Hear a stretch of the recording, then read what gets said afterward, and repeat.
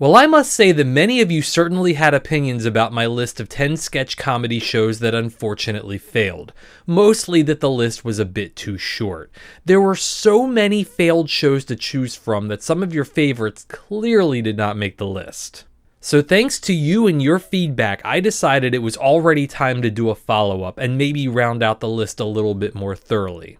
So here we go with 10 more sketch comedy shows that unfortunately failed. If you haven't already seen my original list, I will provide a link below and at the end of this video. I am laying down one ground rule that I did not lay down the last time I did this. These are US shows only, thus The Vacant Lot and Howie Mandel's Sunny Skies will not appear on this list. First of all, I want to give an honorable mention to Fridays.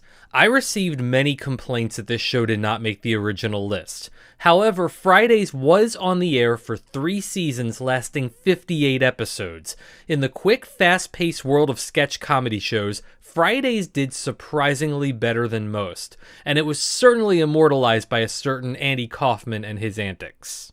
I'd also like to give an honorable mention to The News. This show, which had the Herculean task of airing daily, still managed to last 2 seasons with 61 episodes before it signed off permanently.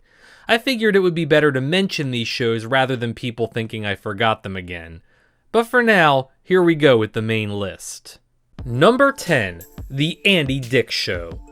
Andy Dick needs no introduction as he is one of the most notable comedians of the last 30 years. In 2001, he had his own sketch comedy show on MTV, which he wrote and directed himself. The show was very much a take on pop culture at the time as he poked fun at talents such as Christina Aguilera and Britney Spears. However, the show only lasted 20 episodes during its initial run on music television. It was later revisited in 2022 as The New Andy Dick Show. Take that for what you will. Number 9, The Edge. This short-lived sketch comedy show is created by noted writer and showrunner David Merkin. Starring Jennifer Aniston, Tom Kenny, Wayne Knight, along with a strong supporting cast, the show seemed to have the right ingredients to succeed. However, the show was received by critics as lukewarm at best, and also suffered from a threat of a lawsuit by producer Aaron Spelling over a parody of his daughter Tori. It only lasted 1 season. Number 8, Hype. This show was ordered by the WB in 2000 and became a high priority for the network in its planning stages. Hype was created by Scott King, Lainey Lanier, and Terry Sweeney due to the wild success of a sketch on Mad TV, Intensity, which parodied the hit WB show Felicity. Featuring Frank Caliendo, Danielle Gaither, and Jennifer Elise Cox, Hype would focus more on pop culture rather than politics. However, the show didn't catch on, and in February 2001, it was canceled after only 17 episodes. Number 7, Frank TV. Speaking of hype, Frank TV was quite a hyped-up show with its many advertisements that aired on TV and in cinemas. Starring the legendary Frank Caliendo, this show would feature many popular characters played by Caliendo himself. The show did manage to last 15 episodes across 2 seasons despite receiving mixed reviews. It was canceled in early 2009. Number 6, The Ben Stiller Show. The Ben Stiller Show aired on MTV from 1990 to 1991, and then on Fox from 1992 to 1993, with a special episode airing in 1995. It starred noted comedic talents Andy Dick, Janine Garofalo, and Bob Odenkirk. The show had a special guest star every week, including the likes of Bobcat Goldthwait, Sarah Jessica Parker, and the great bassist Flea. With a 7.1 on IMDb, the show had a very strong fan base and is certainly missed by fans of the show today. Number 5, Chocolate News. This show, which premiered on Comedy Central in 2008, featured David Alan Grier as its head writer and star. Chocolate News focused on sketches portraying events from an African-American point of view. The show also starred Alfonso Macaulay and featured Chris Tillman and Jordan Peele. Although it was quite the uphill battle to get Chocolate News premiered, it did not last long and was taken off the air after only 10 episodes aired. Number 4, Little Britain USA.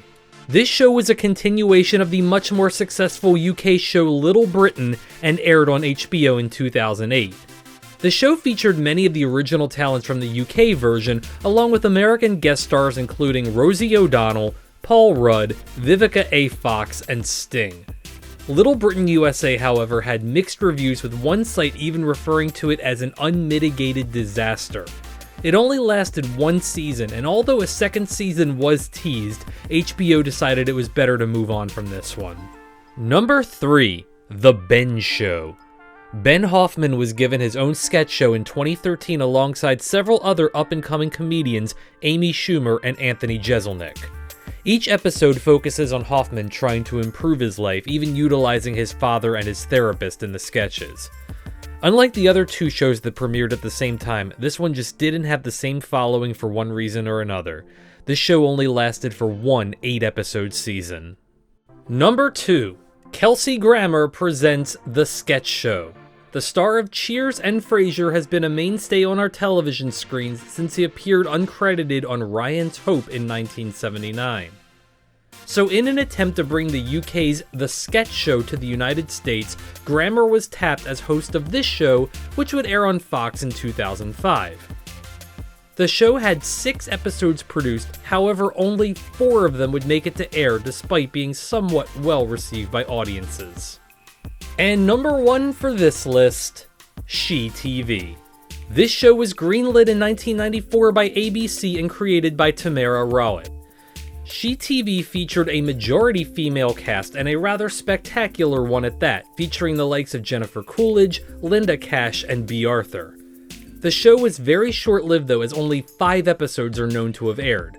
However, it did receive an Emmy nomination for costume design during its short run.